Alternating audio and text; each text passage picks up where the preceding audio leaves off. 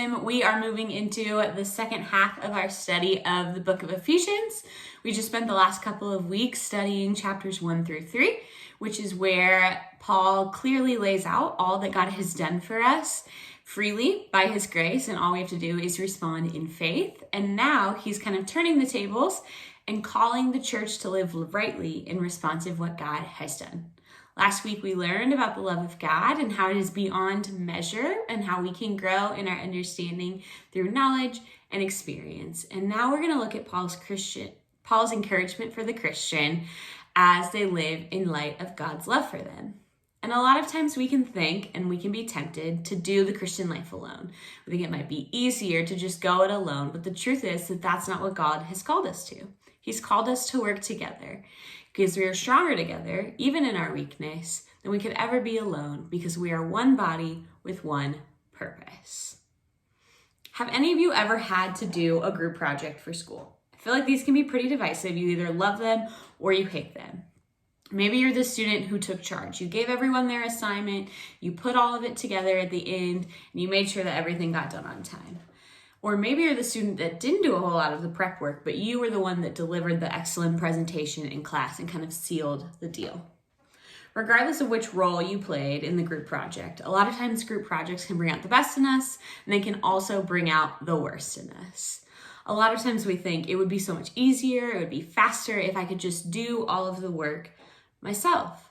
But that's not the goal with the group project. Your teacher doesn't want to see the fast results or see the work that you can do alone. Instead, the teacher puts you with other people who have different strengths, different ideas, different personalities, so that you can work together to come up with something far better than you could have come up with on your own.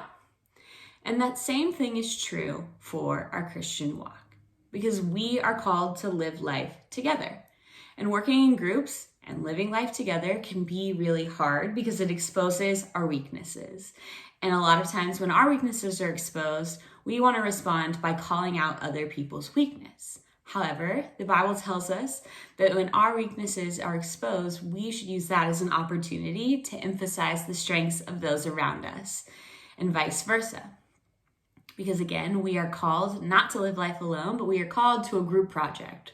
We are stronger together, even in our weakness, than we could ever be alone. And we're going to see what Paul has to say about that in the first 16 verses of Ephesians chapter 4. So go ahead and pause the video and as a small group, read through this passage before we move on.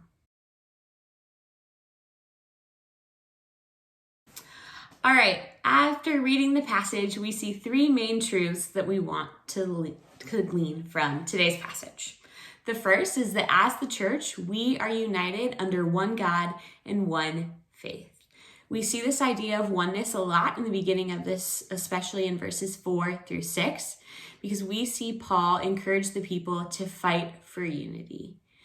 Unity doesn't mean that we all look the same, we all act the same, we all think the same. That's uniformity. Instead, unity is that all these different people, different walks of life, different experiences, different strengths, different weaknesses, all come together under their same unified faith in Christ and move together in the same direction as one body with one purpose.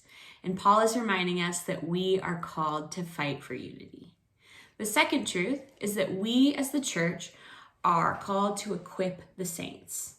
A lot of times, we can think that church leaders, volunteers, your small group leaders, those are the people that are on the field playing the game. They're called to reach people for Christ. And you, as MSM students, are in the stands watching. However, in reality, you as MSM students are the ones on the field. You're in the game, you're playing, you're making an impact for the kingdom. And we, as your small group leaders, as your church staff, are equipping you to reach your spheres of influence for Christ.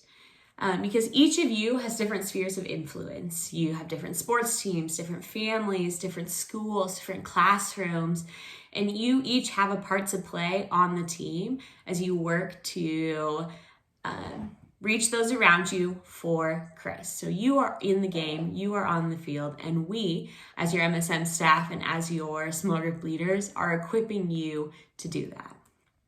And lastly, as the church, We are called to build up one another with our gifts. Like I said, you guys are on the team, you're in the game, you have to put in the work, and you are not just in the stands watching all of this take place. Each of you has specific gifts, talents, personalities, spheres of influence that God has given you to build up the kingdom. And it's easy to look at the gifts of other people and to compare, to focus on our weakness, or to desire gifts that the Lord has given other people instead of focusing on the gifts that He's given us. But instead, we are called to fight for unity, like we saw at the beginning of this chapter. We're called to step into our strengths, to utilize the strengths of others in our own areas of weakness so that we all can make an impact for the kingdom in our own spheres of influence. So as you go into small groups, I want to challenge you to think about how you are part of one body with one purpose that's trying to be a disciple and to make a disciple and reach those around them for Christ. Have a great small group.